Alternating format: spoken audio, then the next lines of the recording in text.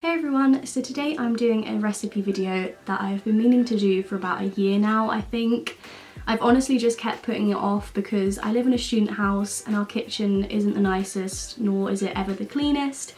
So I didn't really want to film in that sort of environment, but today I finally cleaned my kitchen and I filmed 3 recipes to share with you guys. All of these recipes can be made for about £1, so they're all really cheap, they're all really healthy, and most importantly, they all taste really good, if I do say so myself. I literally make them all the time. These are like my go-to recipes.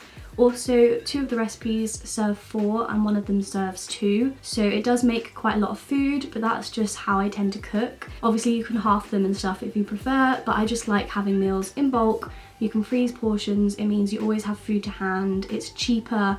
It's just easier. Like if you ever can't be bothered to make dinner, you know you've got something in the freezer ready for you to make, and it's just much easier that way, I find. I've also included the costs of all the ingredients and the meals that I make. I got all the prices from Tesco just because I thought that would be easier, that they're all from one place. So I know in the video I use some things that are from like Asda and other supermarkets, but when I was kind of pricing it all together, I just got all of the prices from Tesco. Easier for me, and also it's just easier that they're all from one place. So obviously it will differ slightly depending on what supermarket you shop at, but it's all going to be really affordable anyway. And I've also included the nutritional information for all 3 recipes as well, in case you're interested. I personally don't really look at it that much, but I just put it all into MyFitnessPal so you could kind of have an idea about how much protein and fat and carbs and everything is in each meal. So yeah, I hope you enjoy them. Let me know if you try any of them out. Also, let me know what your favourite cheap student meal idea is, like what your go-to food is, because I'm always interested and I'm always happy to try new things. So I'm gonna stop chatting away and show you the recipes. The first recipe I'm sharing with you guys is one for vegan chili. This is my absolute favourite go-to recipe because it is so easy and it can be used on top of potatoes, rice, it can be used in burritos. It's really versatile and super easy. So I'm going to leave all the exact measurements and prices and everything for the ingredients down in the description, but I'm just starting off by chopping up my vegetables. So I'm using onion, pepper and mushrooms. These are my personal favourites, but feel free to change it up with whatever you've got on hand. I'm then just putting all of the vegetables into a big pot so they can cook all at the same time. I just find this a lot easier than having to remember certain steps and putting things in at a certain time. So where I can, all of my recipes are kind of throw it in a pot and cook it. So I'm just heating this up on a medium heat with some water for about 5 minutes until the vegetables have softened slightly, and then I'm adding the whole packet of vegetarian mince and giving that a good stir. When the mince and vegetables are well combined, I then add the liquid. So in this recipe I use a whole carton of passata, and then I fill up that same carton with boiling water. I just find this easier than using a measuring jug. It's one less thing to wash up, and it also means that you don't waste any of the passata left in the carton.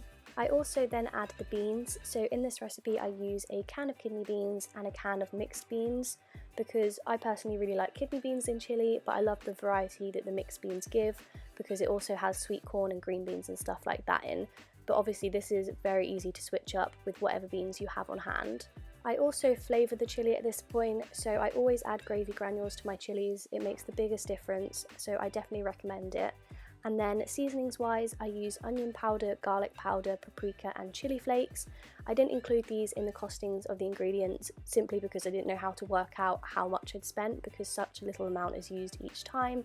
But obviously just use whatever seasonings you have on hand. And that is everything. So I cook the chili for about 15 minutes just to make sure everything is well heated, and I've served it here on top of rice, but like I said at the beginning, you could also have this on potatoes or in a burrito. This recipe makes 4 very generous servings or 6 smaller servings, and I've given you the nutritional value for a portion of chili by itself and a portion of chili served with rice. So this next recipe is for lentil bolognese, which is my personal favourite and also the cheapest recipe of all 3.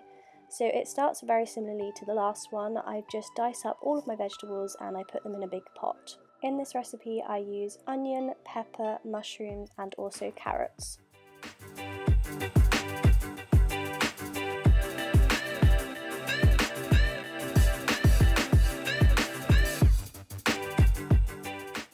I usually cook the vegetables for about 10 minutes on medium heat with a little bit of oil just until they've softened before adding the lentils.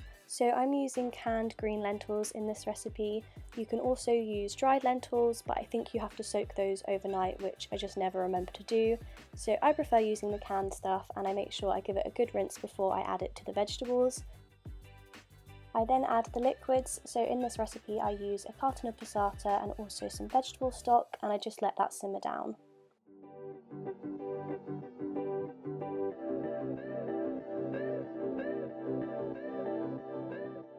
For the seasonings in this recipe I use onion powder, garlic powder, paprika and lots of oregano. Oregano definitely makes this dish, so if you have to buy one herb, that's the one I would definitely recommend getting.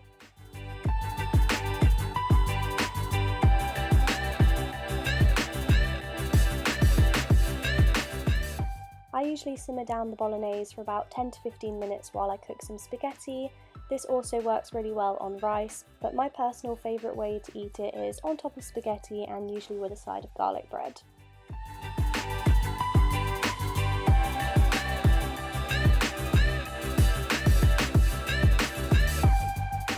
The final recipe I'm sharing with you guys is one for risotto.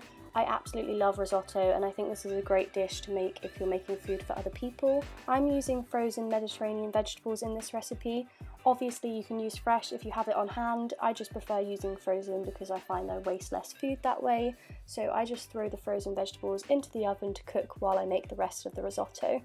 This risotto is super simple, so I start by frying off a diced onion with a little bit of oil for a couple of minutes until it's softened, and then I add the dry risotto rice and cook that for a couple of minutes as well. Then I slowly start adding vegetable stock and stir the rice until it's fully absorbed all the liquid, and then I add a little bit more liquid and keep doing that until all of the liquid is absorbed and the rice is soft.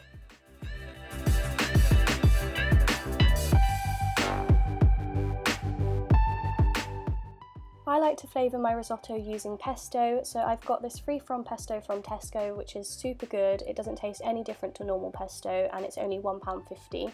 So I add a few scoops of that into the risotto and give it a good stir.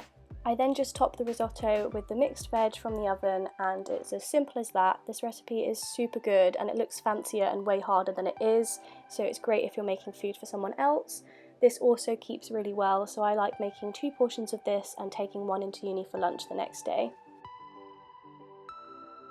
So those are the 3 recipes. They're all super good, really healthy, and most importantly, super cheap. Let me know if you try any of them out, and let me know if you want to see more videos like this from me in the future. Thank you so much for watching, and I'll see you in my next video.